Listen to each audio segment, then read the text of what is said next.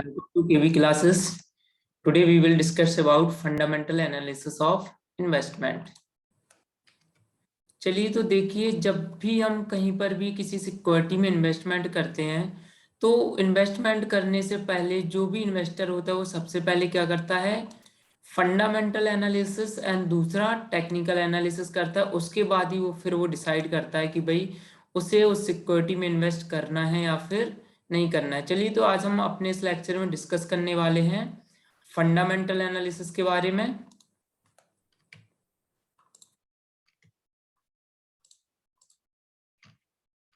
चलिए तो देखिए फंडामेंटल एनालिसिस क्या होता है। Security analysis is the basis for rational investment decision. If a security estimated value is above its market price, the security analyst will recommend buying the stock. Means भाई जो security का अगर हम estimation करते हैं उसकी वैल्यू का, तो अगर उसकी वैल्यू मार्केट प्राइस से ज्यादा होती है तो सिक्योरिटी एनालिस्ट क्या करेगा भाई, रिकमेंड करेगा कि हमें उस स्टॉक को या उस सिक्योरिटी को परचेज करना है। अगर सपोज उसकी वैल्यू भाई कम होती है, आपकी जो सिक्योरिटी है उसकी जो वैल्यू मार्केट प्राइस से अगर कम होती है तो फिर उसमें हम इन्वेस्टमेंट नहीं करेंगे। चलिए तो fundamental analysis is primarily concern with determining the intrinsic value और the true value of a security. तो फंडामेंटल आपका जो एनालिसिस वो मेनली किससे कंसर्न है, इंट्रिंसिक वैल्यू फाइंड करने का। मीन्स की जो एक्चुअल वैल्यू है किसी भी सिक्योरिटी की वो इन फ्यूचर क्या होगी। तो under fundamental analysis the security analyst studies the fundamental facts affecting a stock value such as company's earning, their management, the economic outlook, the firm's competition, market condition, etc. तो देखिए fundamental analysis के under को जो भी security analyst होता है वो काफी सारे फैक्टर्स का डिटरमाइन करता है, जैसे भाई स्टॉक वैल्यू, कंपनी की अर्निंग क्या है, उसका मैनेजमेंट कैसा है, इकोनॉमिक आउटलुक क्या है, उस फर्म का कंपटीशन क्या। तो इन सब चीजों को एनालाइज करने के बाद ही वो डिसाइड करता है कि भाई उसे उस सिक्योरिटी में इन्वेस्टमेंट करना है या फिर नहीं करना है। चलिए तो देखिए fundamental analysis comprises economic analysis, industry analysis and company analysis. तो फंडामेंटल एनालिसिस को 3 कैटेगरी में डिवाइड किया जाता है, इकोनॉमिक, इंडस्ट्री एंड कंपनी। चलिए तो अभी हम डिस्कस करने वाले हैं इकोनॉमिक एनालिसिस के बारे में। फॉर द सिक्योरिटी एनालिस्ट और investor, the anticipated economic environment and therefore the economic forecast is important for making decision concerning both the timing of an investment and the relative investment desirability among the various industry in the economy. तो देखिए किसी भी company में या किसी भी security में investment करने के पहले भाई हमें उसका इकोनॉमिक एनालिसिस करना पड़ता है। भाई उसका आखिर वैल्यू क्या होगी, इन फ्यूचर इकोनॉमी में क्या कंडीशन चल रही है, इन सब का हम पहले क्या करेंगे, एक बार एनालिसिस करते हैं। तो मैक्रो इकोनॉमिक फैक्टर्स, तो देखिए वो कौन कौन से फैक्टर्स हैं जो अपनी इकोनॉमी को अफेक्ट करते हैं, मीन्स जो अपने इन्वेस्टमेंट को अफेक्ट करेंगे। तो फर्स्ट आपका है growth rate of gross domestic product. भाई जो जीडीपी की ग्रोथ है वो क्या हो रही है, वो आखिर इंक्रीज हो रही है या फिर नहीं हो रही है। तो जीडीपी जो है वो मेनली सभी बिजनेस को अफेक्ट करती है।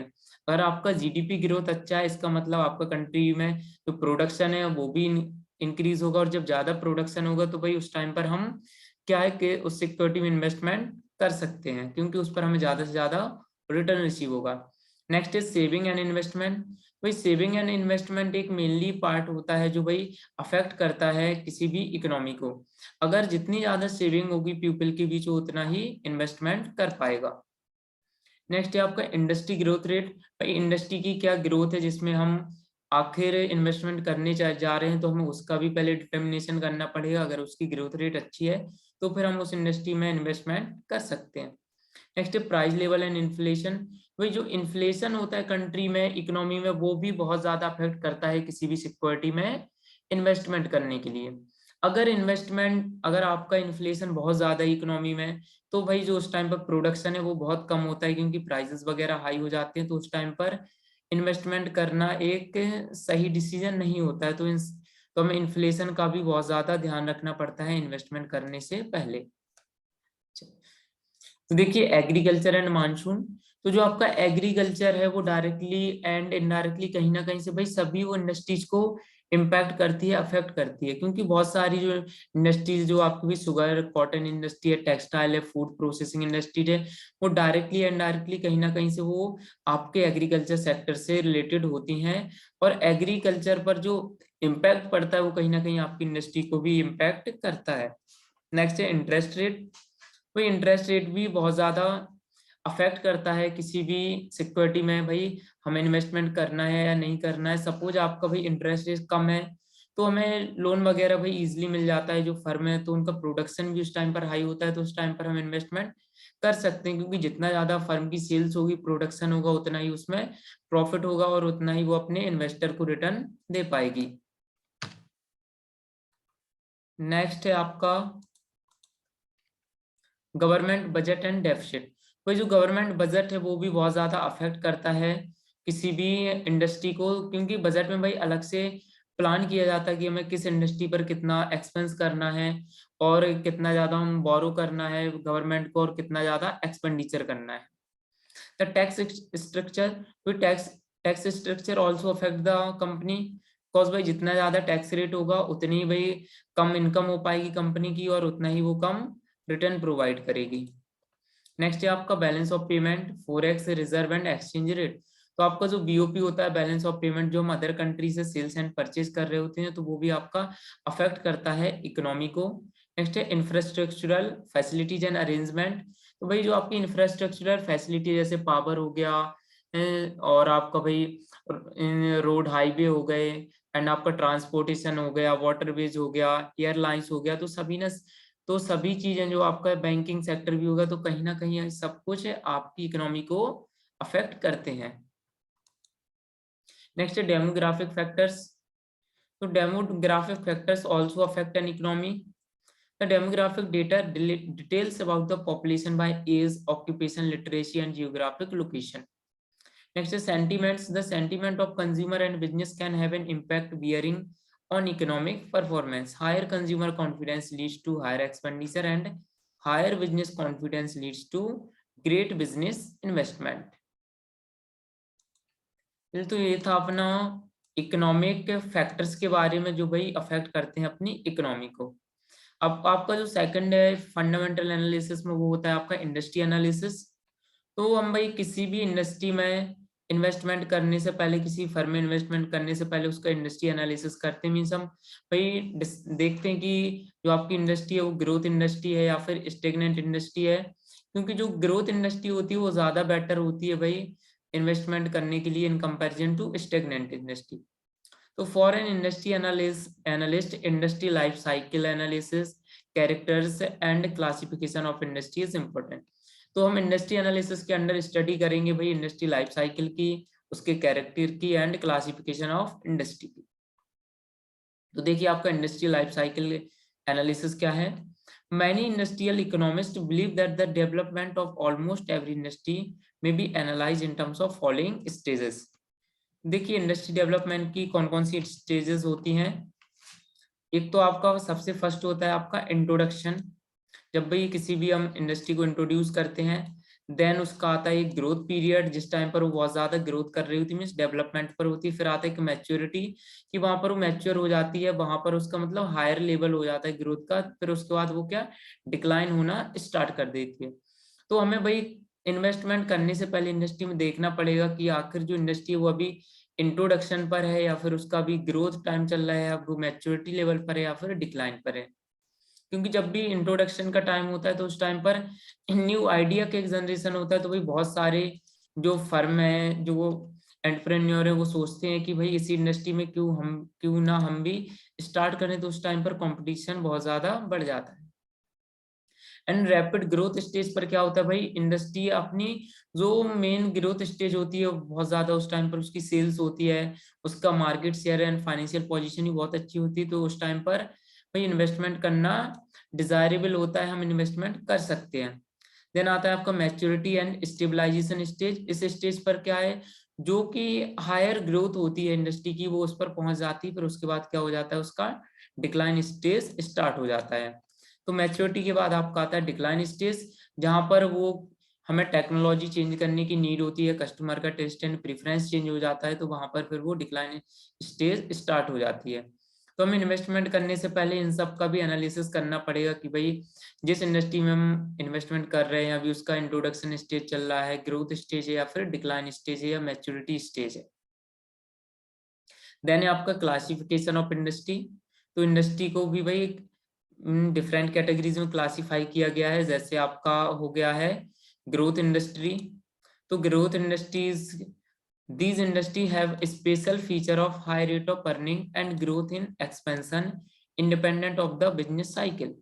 तो देखिए ग्रोथ इंडस्ट्री क्या होती है, जिनके हायर रेट ऑफ अर्निंग होती है और उनका जो एक्सपेंशन होता है वो भी बहुत ज्यादा हायर लेवल पर होता है। तो ऐसी इंडस्ट्रीज में इन्वेस्टमेंट करना फेवरेबल होता है। जैसे आपका सेल्यूलर फोन्स कंपनी हो गई, इंजीनियरिंग प्रोडक्ट हो गया, इलेक्ट्रॉनिक हो गए, कंप्यूटर्स हो गए, तो इनमें हमेशा इंक्रीज ही होता है। नेक्स्ट है आपका साइक्लिकल इंडस्ट्री। साइक्लिकल इंडस्ट्री वो होती है कि भाई एक टाइम आता है जब उनका बूम पीरियड होता है। जैसे भाई सर्दियों के टाइम पे जो वुलन प्रोडक्ट है वो बहुत ज्यादा सेल होने लगते हैं, तो उस टाइम पर उनकी ग्रोथ बहुत ज्यादा होती है, बट उसके बाद फिर उनका जो सेलिंग है वो डाउन चली जाती है। तो हमें इन्वेस्टमेंट करने से पहले देखना पड़ेगा कि भाई जो आपकी इंडस्ट्री है वो अभी साइक्लिकल इंडस्ट्री और उसका टाइम पीरियड बूम पीरियड चल रहा है या फिर डाउन पीरियड चल रहा है। नेक्स्ट है आपका डिफेंसिव इंडस्ट्री। तो defensive industries are those as the food processing industry which hurt least in the period of economic downswing. Means कि भाई पीरियड कैसा भी चले, जैसे आपका फूड इंडस्ट्री है तो वो हमेशा एक नॉर्मल लेवल पर चलती है। देन आपका साइक्लिकल ग्रोथ इंडस्ट्री। तो साइक्लिकल ग्रोथ इंडस्ट्री वो जिसमें cyclical industry and growth industry दोनों के फीचर्स इन्वॉल्व होते हैं। जैसे आपका ऑटोमोबाइल इंडस्ट्री हो गया। तो अब हम बात करते हैं इंडस्ट्री एनालिसिस के कैरेक्टर्स की।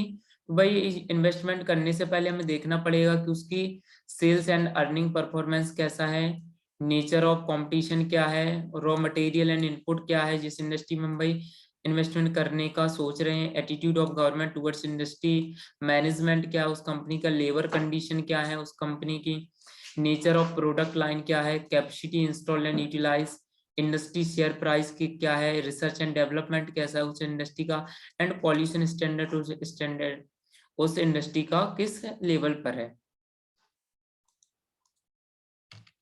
देखिए जो आपका थर्ड एनालिसिस है वो होता है आपका फंडामेंटल एनालिसिस के अंडर कंपनी एनालिसिस। तो कंपनी एनालिसिस में इसमें हम कंपनी की अर्निंग का एनालिसिस करते हैं कि भाई कंपनी की एसेट्स क्या है, कंपनी की लायबिलिटीज क्या है, कंपनी का मैनेजमेंट कैसा है, कंपनी की अर्निंग कितनी है, कंपनी के एक्सपेंडिचर क्या है, ये सब हम इसमें एनालिसिस करते हैं। तो इसमें आपका आ जाता है कॉम्पिटिटिव एज। तो many industries in India are compose of hundred of individuals companies. The large companies are successful in meeting the competition and some companies rise to the position of eminence and dominance. The companies who have obtained the leadership position have proven his ability to withstand competition and to have a sizable share in the market. तो देखिए competitive as के अंदर हम क्या क्या भाई analyse करते हैं, मार्केट शेयर की, जो कंपनी का मार्केट शेयर है वो कैसा है, and growth of annual sales में कंपनी की कितनी ग्रोथ हो रही है, stability of annual sales, annual जो सेल्स है उसमें स्टेबिलिटी कितनी है, बहुत ज्यादा राइज या डाउन तो नहीं होती है। देन आपका अर्निंग क्या है कंपनी की, तो the earning of the company should also be analyse along with the sales level. तो इसमें हम भाई अर्निंग में देखते हैं कि सेल्स में कितना चेंज हो रहा है, कॉस्ट में कितना चेंज हो रहा है कंपनी की, डेप्रिसिएशन मेथड कौन सा हम अडॉप्ट कर रहे हैं, इन्वेंट्री अकाउंटिंग मेथड क्या है, बेसिस सैलरी एंड क्या दिए जा रहे हैं एम्प्लॉयज को, income tax and other tax कितना पे हो रहा है कंपनी का। तो इस सबसे भी हम भाई एक डिसीजन ले सकते हैं कंपनी की अर्निंग के बारे में। देन आपका कैपिटल स्ट्रक्चर, भाई कंपनी का कैपिटल स्ट्रक्चर क्या है, मीन्स वो जो भी उसका कैपिटल स्ट्रक्चर होता है आपका इक्विटी एंड डेब्ट का कॉम्बिनेशन, की भाई जो कंपनी है वो उसने कितना ज्यादा भाई आउटसाइडर लोन ले रखा है और कितना उसने सेल्फ कैपिटल से फंड अरेंज किया है। तो जितना ज्यादा डेब्ट होगा भाई कंपनी का उतनी उसके पास लाइबिलिटी होगी, और जितना वो सेल्फ कैपिटल का यूज करेगी उतनी ज्यादा उसके पास कम लाइबिलिटी होगी, एंड प्रॉफिट उतना ही डिविडेंड ज्यादा उसमें होगा।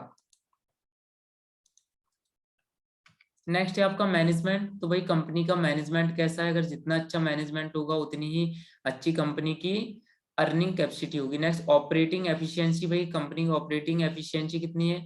अगर कंपनी बहुत अच्छे तरीके से ऑपरेट हो रही है, अपनी रॉ मटेरियल लेबर को अच्छे से मैनेज किए हुए, सेल्स भाई इंक्रीज हो रही है, एंड इंटरनल जो उसका फंड है, जनरेशन है और एक्सपेंशन ऑफ द फर्म, अगर वो सही से चल रहा है तो भाई उस कंपनी में हम इन्वेस्टमेंट कर सकते हैं, क्योंकि उसकी सेल्स एंड प्रॉफिट अर्निंग एक अच्छे लेवल पर होती है। देन आपका फाइनेंशियल परफॉर्मेंस, कंपनी का फाइनेंशियल परफॉर्मेंस कैसा है, उसके लिए हम बैलेंस शीट का एनालिसिस करते हैं and profit and loss account का एनालिसिस करते हैं, जिससे हमें नॉलेज होती है कि भाई कंपनी की एसेट्स क्या हैं, लाइबिलिटीज क्या हैं, कंपनी ने कितना सेल्फ इक्विटी लगाया है और कितना आउटसाइडर लोन ले रखा है। प्रॉफिट एंड लॉस अकाउंट के थ्रू हम भाई पता करते हैं कंपनी की कितना प्रॉफिट या कितना लॉस हो रहा है during a given period of time. Then आपका आता है company analysis, the study of financial statement. तो देखिए फाइनेंशियल स्टेटमेंट के थ्रू हम कंपनी का एनालिसिस करते हैं। इसमें आपका हम कंपैरेटिव फाइनेंशियल स्टेटमेंट का यूज करते हैं, ट्रेंड एनालिसिस का यूज करते हैं, common size statement, fund flow statement हो गया, आपका कैश फ्लो स्टेटमेंट हो गया, रेशियो एनालिसिस। इन सब के थ्रू हम भाई कंपनी की financial position, earning capacity and उसका मैनेजमेंट का फाइंड कर सकते हैं कि भाई कितनी उसकी अर्निंग कैपेसिटी है, कितना प्रॉफिट हो रहा है, भाई किस टाइम पर कितनी सेल्स इंक्रीज हुई है, एंड फ्यूचर में उसकी क्या अर्निंग कैपेसिटी और क्या सेल्स हो सकती है। चलिए तो देखिए आज हमने अभी तक अपना पूरा डिस्कस किया फंडामेंटल एनालिसिस के बारे में। अब हम नेक्स्ट लेक्चर में डिस्कस करेंगे टेक्निकल एनालिसिस के बारे में। Thank you so much. चलिए तो मिलते हैं अब हम नेक्स्ट लेक्चर में।